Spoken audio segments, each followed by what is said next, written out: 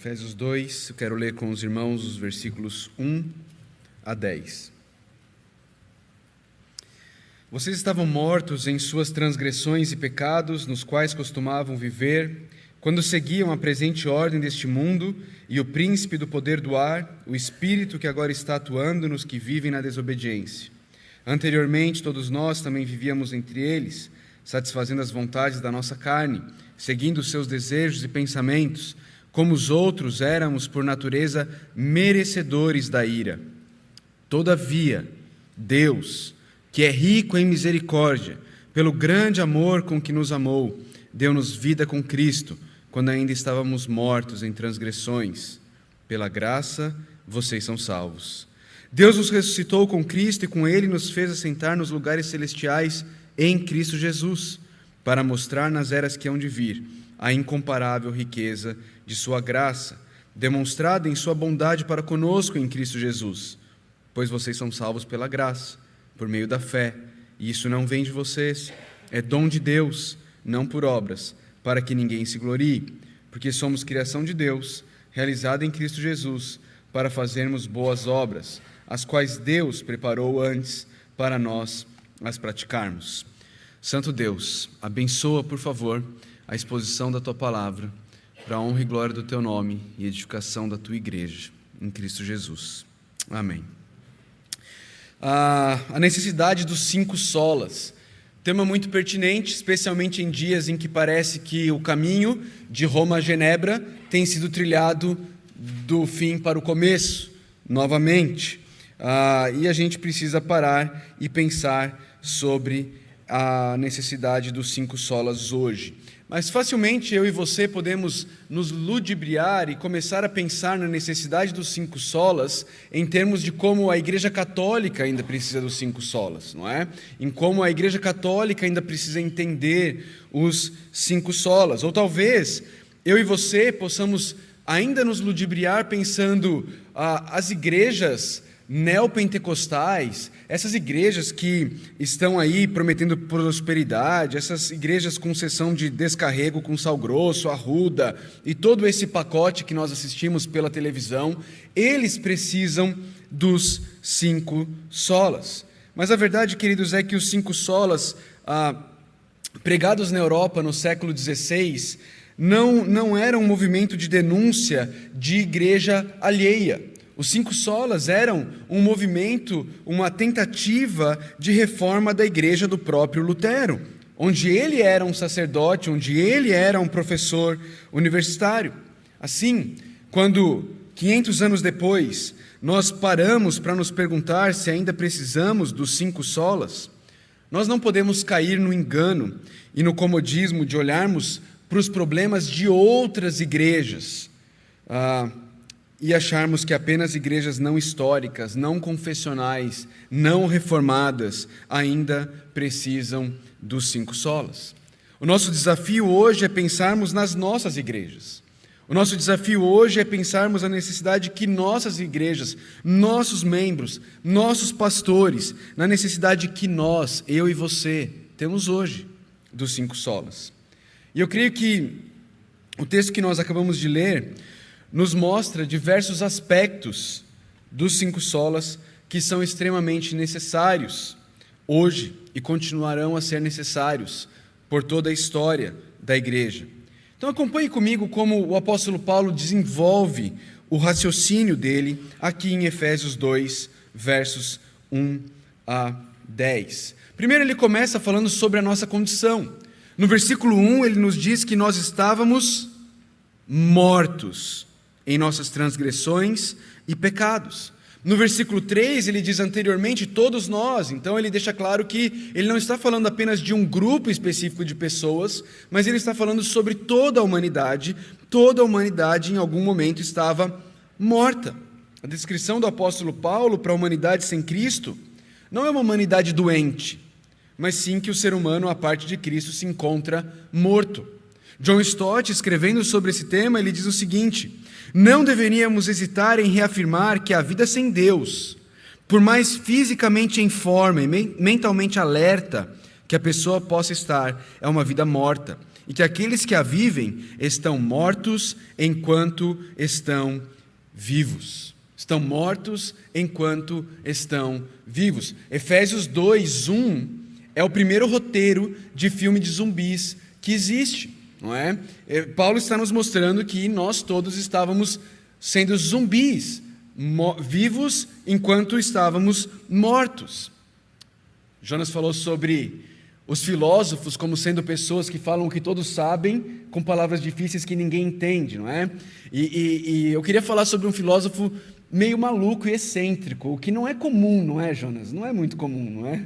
Mas um homem chamado Jeremy Bentham, ele foi um filósofo inglês, e ele doou toda a fortuna dele para o Hospital Universitário de Londres, e ele fez apenas uma condição.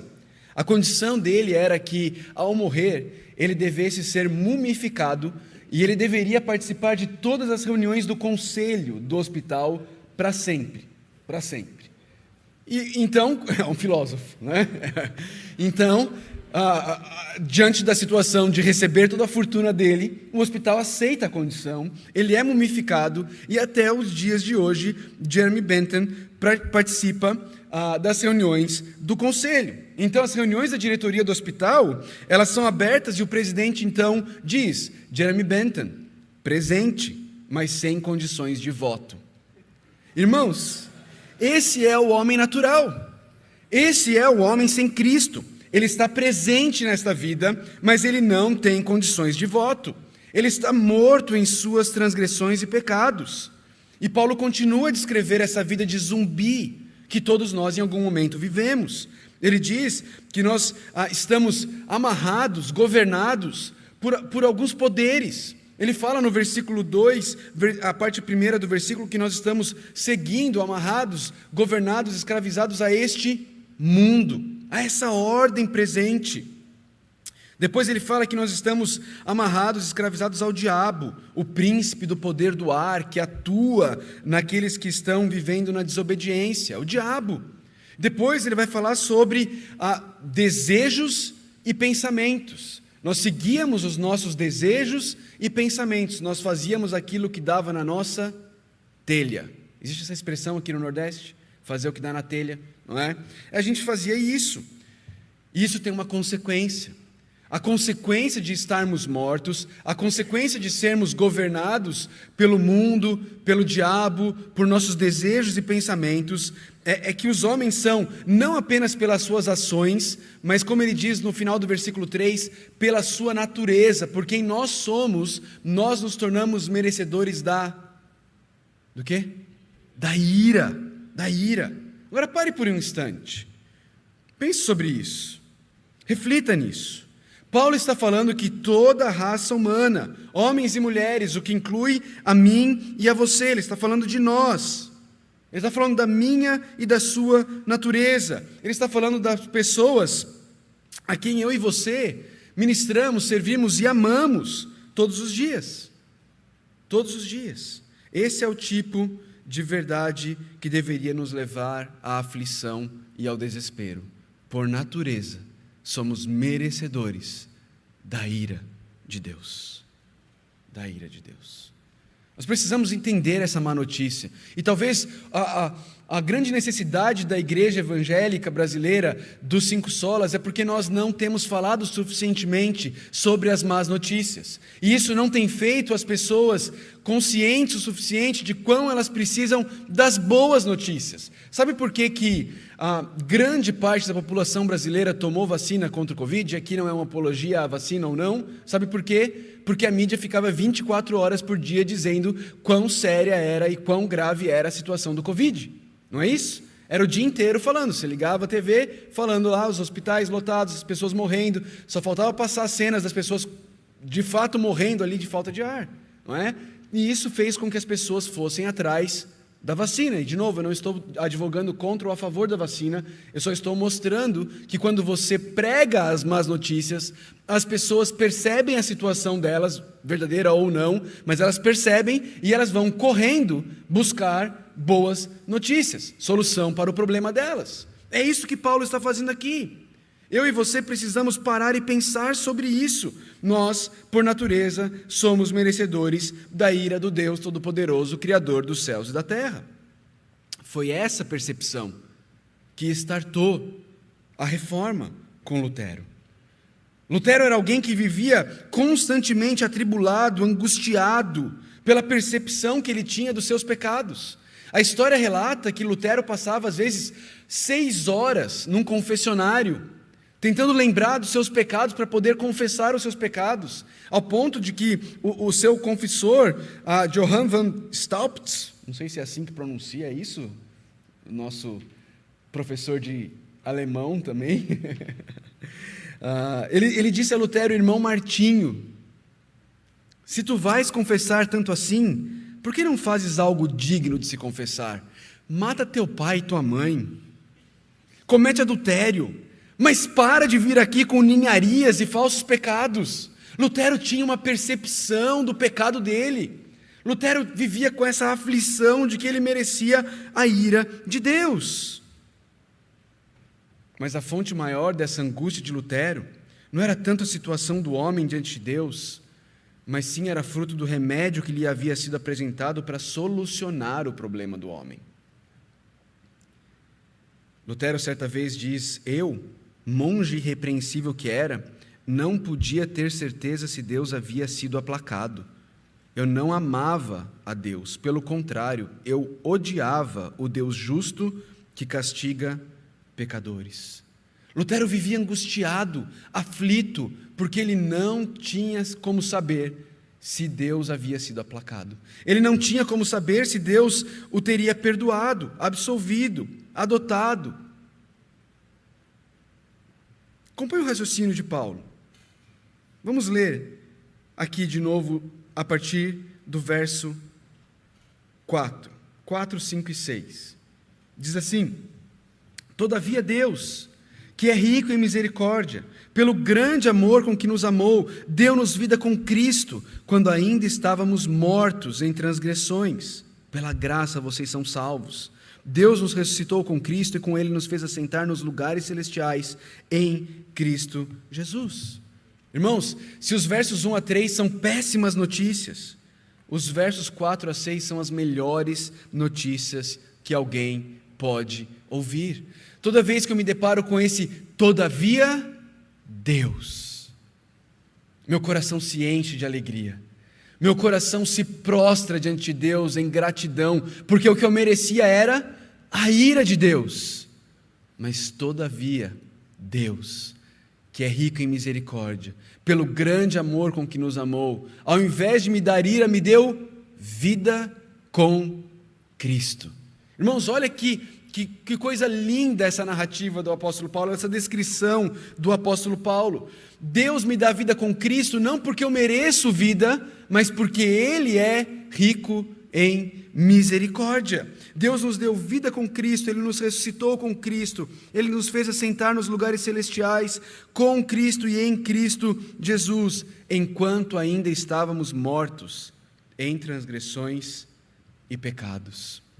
Irmãos, esses versículos são o ouro, ou, para citar a tese 62 das 95 teses de Lutero, o verdadeiro tesouro da igreja é o santíssimo evangelho da glória e da graça de Deus. As verdades relatadas nesses 3 versos são esse tesouro da igreja, são esse santíssimo evangelho da graça e da glória e da graça de Deus. A verdade que Deus ressuscita pecadores mortos, não porque eles fizeram por merecer, não porque Deus olhou para nós e falou assim: caramba, eu tenho que ter o Felipe no meu time, como eu vou perder ele? Não, mas porque Deus olhou para nós com misericórdia, com compaixão, porque Ele é rico em misericórdia. Ele derramou graça, porque isso é quem Ele é um Deus de graça. Se você está em Cristo porque Deus te deu uma vida nova, Ele te ressuscitou espiritualmente, você já está assentado com Cristo à destra de Deus Pai. É como se Paulo estivesse dizendo: o processo em que Deus pegou o ser humano que estava atolado, escravizado no império das trevas, e o levou no colo até o reino do seu Filho amado. E agora, ali, dentro dos portões do reino do Filho amado, Paulo vai nos dizer por quê, como e para que Deus fez isso. Primeiro por quê? Olha o versículo 7. Para mostrar, Deus nos salvou por sua graça, porque Deus quer exibir por toda a eternidade os troféus da graça dele. Eu tenho um amigo que foi centroavante, foi artilheiro do campeonato espanhol, e certa vez eu fui na casa dele e ele me mostrou a sala de troféus dele. Coisa linda, coisa linda. Quando você entra lá e você vê aquelas chuteiras de ouro, aquelas bolas de ouro que ele conquistou, você não olha ali e vê o valor e o mérito do troféu. Você olha ali e vê o valor e o mérito do jogador que conquistou o troféu. Queridos, todos nós estaremos na sala de troféus de Deus por toda a eternidade. E Deus então dirá eternamente: lembra do Filipe? Lembra quem o Filipe era? Olha o que eu fiz do Filipe. Ele merecia minha ira, mas eu o transformei em objeto da minha graça, da minha misericórdia, do meu amor, do meu perdão. É por isso que Deus nos salvou. É por isso que Deus nos ressuscitou com Cristo, para exibir a graça dele. E como foi que Deus fez isso? Como é o processo através do qual Deus dá vida e salva seres humanos que estavam mortos em seus delitos e pecados? Bom, os versos 8 e 9 deixam isso muito claro. É pela graça, por meio da fé. É um processo em que Deus nos dá vida e salva homens mortos pela sua graça, dando a nós de forma gratuita algo que custou caríssimo e que nunca seríamos capazes de comprar. Paulo, em Romanos 11:6, diz: e se é pela graça, já não é mais pelas obras. Se fosse, a graça já não seria graça. Esse conceito de salvação pela graça, ele é estranho aos nossos corações. Eu e você não gostamos dele. Eu e você gostamos de ter algo para apresentar. Aliás, essa semana, ouvindo o pastor Tiago Cavaco, português, que conhece muito do catolicismo romano, ele falou brevemente sobre por que ele entende que alguns protestantes estão se tornando católicos. E o motivo que ele levantou foi a vaidade. O catolicismo romano é uma religião aceita pelos homens. O protestantismo nunca será. Porque o protestantismo que prega a graça nos humilha, nos coloca em nosso lugar, e o nosso coração não quer isso. O nosso coração quer fazer parte de algo que é aceito. O nosso coração quer fazer parte de algo que foi construído, que nós temos algo para mostrar diante de Deus. Mas Paulo insiste e deixa claro: Deus nos salva não por causa de boas obras que tenhamos praticado, mas pela graça dele. E esse processo, ele se concretiza pela fé. Pela graça vocês são salvos por meio da fé. Quando Deus ressuscita seres humanos, Deus capacita esses seres humanos a crer em Jesus Cristo, a crer na pessoa e na obra de Jesus Cristo, a crer que Jesus Cristo encarnou, se fez carne, se tornou homem, a crer que Jesus Cristo viveu uma vida de obediência perfeita à lei, no meu e no seu lugar. Ele não apenas morreu no nosso lugar, ele viveu no nosso lugar, ele obedeceu no nosso lugar, de modo que agora o histórico escolar, por assim dizer, de Jesus Cristo passa a ser nosso. Ele viveu no nosso lugar e ele morreu no nosso lugar, pagando o nosso pecado, e ressuscitou. Ele venceu a morte, ele está vivo, e assim estaremos todos nós por toda a eternidade, aqueles que creram em Jesus. Isso é fé, é nisso que nós cremos, na pessoa e na obra de Jesus. Uma história muito conhecida que ilustra bem essa confiança na pessoa e na obra de Jesus. No final do século XIX, início do século XX, teve um acrobata que ficou mundialmente conhecido. Esse acrobata, Jean Gravelet, ele tinha um nome artístico, ele era conhecido como Blondin. E uma vez, ele fez muitas coisas. Ele tocou violino em uma corda bamba a 50 metros de altura. Ele deu salto mortal em corda bamba, usando pernas de pau na corda bamba. Mas ele ficou realmente muito famoso por uma turnê que ele fez nos Estados Unidos. Quem aqui já assistiu Pica-Pau? Ok. Não tem aquele episódio do Pica-Pau que ele desce uma cachoeira num barril? Lembra disso? Aquilo ali é Cataratas de Niágara. Eu tive a oportunidade de morar lá a 10 minutos das cataratas, e essa história ela é real. Esse acrobata, ele foi fazer uma turnê lá, e então tinha um cabo de aço passado ali em cima das cataratas, que dividem Estados Unidos de Canadá.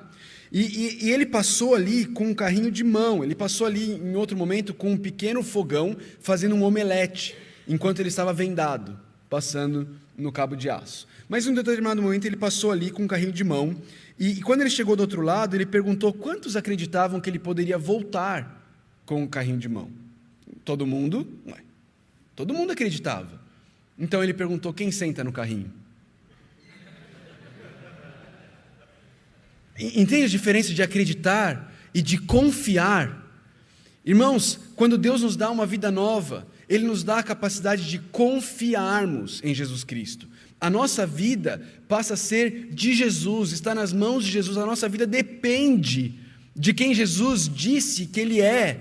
A nossa vida depende do que Jesus fez na vida e na morte dEle. A nossa vida depende da ressurreição de Jesus. Se é tudo mentira, a nossa vida rui. Mas nós confiamos em Jesus, porque Deus nos fez nascer de novo e nos deu a capacidade de confiarmos em Jesus.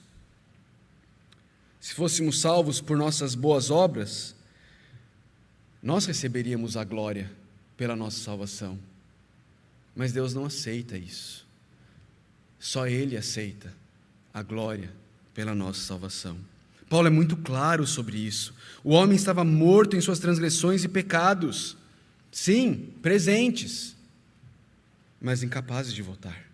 Nenhum homem, com quaisquer boas obras, será capaz de exigir a sua salvação diante do justo juiz, aquele que conhece todas as coisas e de quem nada pode ser escondido. Queridos, esse é o Evangelho. Um Evangelho que nos salva não por obras, mas para boas obras. Foi Lutero também quem disse que Deus não precisa das nossas boas obras, mas o nosso próximo precisa. E Paulo termina esse texto no versículo 10 dizendo exatamente isso, que nós somos criação, nós somos essa obra de arte de Deus, realizada em Cristo Jesus para a prática de boas obras. Não, nós não somos salvos pelas obras, mas nós somos salvos para as boas obras. Qual a relação disso tudo com a pergunta, se hoje em nós ainda precisamos dos 5 solas? Queridos, eu creio que a relação ela é bastante clara. A reforma protestante ela foi uma redescoberta dessa justificação pela fé, desse fato de que só Deus pode receber a glória pela nossa salvação, do fato que é só pela graça, que é só pela fé, que é só por meio de Cristo, e que nós aprendemos tudo isso apenas e tão somente pela autoridade da palavra de Deus. Lutero foi à arena pública porque ele se preocupava com os seus paroquianos, com os membros da sua igreja local, que acreditavam poder comprar o paraíso se adquirissem cartas de indulgência. Lutero era um pastor que se preocupava com os membros de sua igreja, membros que estavam sendo enganados por Johann Tetzel, o vendedor de indulgências. Sabe aquele que tinha aquele famoso refrão, quando o tilintar da moeda no fundo do gasofilácio soa, uma alma do purgatório voa? Bonito, né? Não, não é bonito. É triste, mas quantos ainda dentro das nossas igrejas históricas continuam a crer em coisas semelhantes? Aqui está o meu ponto. Em 2017, eu estive numa conferência lá no Andrew Jumper, e o Dr. Michael Horton apontou uma pesquisa feita pela Pew Research Center, onde foi perguntado lá nos Estados Unidos a membros de igrejas protestantes, para alguém ser salvo, o que é necessário? A pergunta era de múltipla escolha ainda, não era nem dissertativa. O que é necessário? A. Somente fé em Jesus. B. Fé em Jesus e boas obras. C. Não sei. Só em igrejas protestantes. 46% responderam A. 52% responderam B. E 2% responderam não sei. Mas nossas igrejas são diferentes. Nossas igrejas, o pessoal é bem discipulado, é bem doutrinado, não é como essas igrejas lá dos Estados Unidos. Eu resolvi provar isso. E resolvi começar a perguntar para aquelas pessoas que se transferiam com carta de membresia para minha igreja. Essa mesma pergunta. 32% responderam que para alguém ser salvo era necessário crer na pessoa e na obra de Jesus Cristo e também praticar boas obras. De fato, um dia eu estava fazendo entrevista com um casal vindo de uma outra igreja da mesma denominação, e então eu perguntei essa pergunta para o rapaz, e eu perguntei para ele se ele tinha certeza da salvação. Ele disse que sim, ele tinha certeza da salvação. Eu perguntei por quê, e ele me disse que ele era uma pessoa boa. E ele confiava tanto nisso que ele virou para a esposa e falou assim: não é verdade, amor? Veja a autoconfiança do rapaz, não é? Não, eu saio para a rua e às vezes eu volto para casa só de bermuda e chinelo, às vezes sem o chinelo, porque eu tiro a camiseta, dou para alguém que precisa, eu dou o chinelo, eu sou uma pessoa boa. Não é verdade, amor? E eu e meus presbíteros, a gente se entreolhou assim, né, como quem diz, quem conta, não é? Pedimos para ele abrir em Romanos 3 e começar a ler. E logo, não demorou muito para ele parar a leitura, olhar para a gente e falar assim: ixi, acho que eu estou errado, né?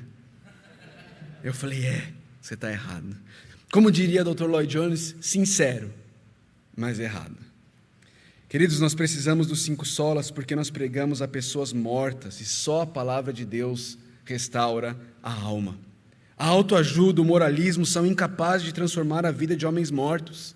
Nós precisamos dos 5 solas porque ministramos a pessoas tendenciosas naturalmente a crer na religião das obras, mas a verdadeira salvação é somente pela graça, somente por meio da fé e somente em Jesus. Quantos membros de nossas igrejas ainda estão pagando o dízimo mensalmente, com a mesma motivação que levava os paroquianos de Lutero a comprar indulgências? Quantos membros de nossas igrejas ainda hoje estão atormentados pelo mesmo medo de Lutero, de não serem bons o suficientes para conquistarem a sua salvação? Quantos membros de nossas igrejas caminham a passos largos para o inferno, porque foi-lhes dada a falsa certeza de salvação, apenas e tão somente porque repetiram uma oração ou levantaram a mão em uma campanha? Quantas pessoas semanalmente deixam de ouvir o evangelho da graça, porque pregadores insistem em pensar que Cristo crucificado não é o suficiente? As pessoas precisam de eloquência, as pessoas precisam da sabedoria desse mundo. Como disse Lutero, o verdadeiro tesouro da igreja é o santíssimo evangelho da glória e da graça de Deus. Irmãos e irmãs, abramos diariamente esse baú precioso que é o evangelho e preguemos diariamente, semanalmente, esse baú a nós mesmos e aos que Deus colocar em nossas vidas, na autoridade apenas das Escrituras, somente pela graça, por meio da fé somente em Jesus, apenas e tão somente para a glória de Deus. Obrigado.